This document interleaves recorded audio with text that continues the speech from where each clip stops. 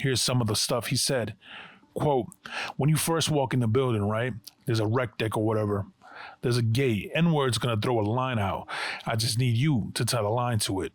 Tax had plans to use the money he made from smuggling to, quote, put me right back where I need to be to pay these white people off. The one smuggling attempt where the guy fell down is mentioned specifically in the complaint.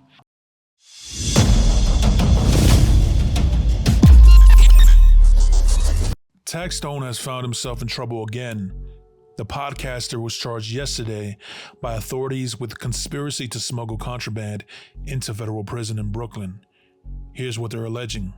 In 2024, Tax was locked up in MDC Brooklyn, the same prison that's currently home to Diddy, Luigi Mangione, and Sam Bankman-Fried.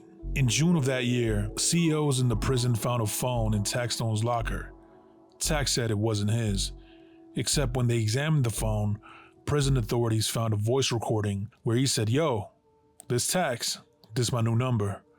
As if that wasn't enough, they also saw that the phone had been used to access Taxstone's Twitter account, and they found a screenshot of a Western Union payment to his Bureau of Prisons account, plus more voice recordings where he referred to himself as Tax. But even more interestingly, they found a Word document that contained part of a transcript of his trial for the killing of Ronald Banger McFadder, which we covered on this channel back in 2023. What Tax had on his phone was the testimony of a cooperating witness. The complaint didn't say which one, so we don't know if it's his longtime enemy, Troy Ave. Maybe answers will come as the case goes on. While all the voice recordings of payment records convinced the authorities that it was Tax's phone in that locker, that wasn't really what interested them. Instead, they found evidence that he'd been smuggling marijuana into the prison. Here's how they say the plan worked. Taxstone called someone on the outside and told him to take an Uber to the jail. The person brought what looked like a long rope. He stood in front of the entrance to the jail and threw the rope up so it attached to an object sticking out from a fourth floor recreation deck. 4 other inmates alleging working with Tax took it from there. They went to the deck and stacked a bunch of stuff together so one of them could climb all the way up to a window at the top of the room. Then he bought part of a rope in through the window. That rope was attached to the rope that was thrown from the outside. They attempted to pull the entire thing inside the prison. Why would they care so much about a rope? Well, here's the thing. The rope itself was the prize. It was made up of drugs and other contraband, wrapped up in duct tape. And how did the feds know all this? Well, one of these attempts on June 30th of last year went bad. While Tax's fellow inmates were attempting to drag the rope full of contraband into the jail, one of them fell down from way up in the air and made a bunch of noise. That spooked everyone.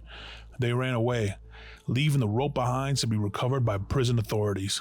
According to the complaint, the rope contained, quote, pieces of paper covered in a powdery substance, 100 strips of film believed to be Suboxone, approximately 27 small bags containing a green leafy substance, which a field test confirmed to be marijuana, approximately 3 bags of hot grabba, brand wrapping leaf, a scalpel, a cell phone charger, cord and plug, 2 lighters, and over 400 cigarettes. This whole rope plan corresponds exactly with the voice recordings Tax left on his phone. Here's some of the stuff he said.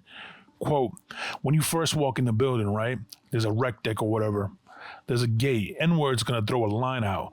I just need you to tie the line to it. And then in a different message, he said, quote, we're gonna throw the line out from the gate. So you just run right in the gate and you hook it to the line because there's a hook on the end of the line we got right now.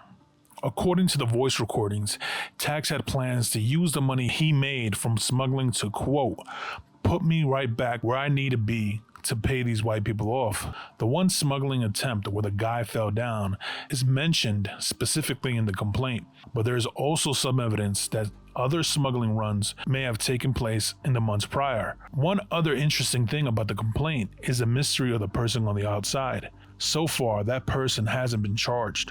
We only know 5 things about him. 1, it's a man. 2, his phone numbers, which are listed in the complaint. 3. That he had some kind of domestic incident around April 13th of last year that the police were involved in. 4. He has a cursive tattoo on the right side of his neck. And 5. When he was traveling to the prison, he got picked up from a spot called Gates. It's unclear if that means Gates Avenue in Brooklyn or something else. Of course, everything in this complaint is only an allegation. We'll see what happens as the case goes on. So what happens now? Well, according to Bureau of Prison Records and his own Twitter account, Tax is no longer at the MDC. He's now at USP Cannon in Pennsylvania. He's scheduled to be released from there on June 5th. At that point, he'll probably begin serving the 35 years in state prison that he received in the Banga case. If Tax is convicted of these contraband charges, he could face up to an additional 10 years in federal prison. He hasn't tweeted since February 27, and no lawyer for him is listed right now. Taxstone wasn't the only MDC inmate to get in trouble yesterday. 6 men were charged for the fight that left Jam Master Jay's killers stabbed.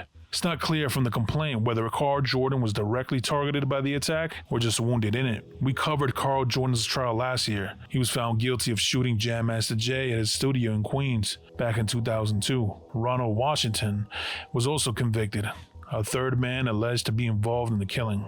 Jay Bryant is set to face trial early next year.